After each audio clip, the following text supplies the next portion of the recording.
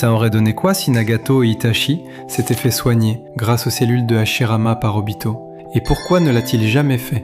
Je vous explique.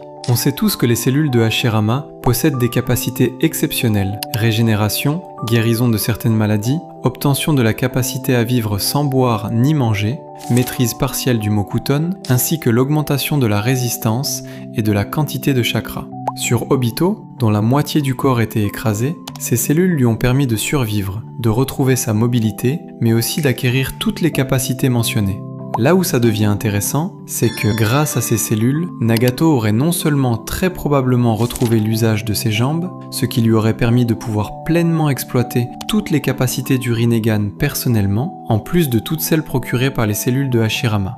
A noter que même si, dans le pire des cas pour Itachi, ces cellules n'auraient peut-être pas totalement guéri son état, elles auraient au minimum ralenti, voire stoppé sa progression, ainsi que la cécité liée à l'utilisation du Mangekyo Sharingan, en plus de l'octroyer aussi toutes les capacités liées de ces cellules. On peut donc logiquement se demander pourquoi Obito ne l'a jamais fait.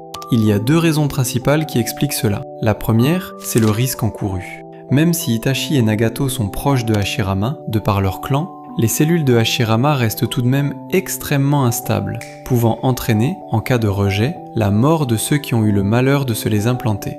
La deuxième, c'est l'intérêt personnel d'Obito. Obito n'avait aucun intérêt à les rendre plus forts. Il attendait la mort par maladie de Itachi pour accélérer ses projets. Et il voulait garder Nagato mentalement brisé pour manipuler ses actions, pour ensuite récupérer de gré ou de force les Rinnegan.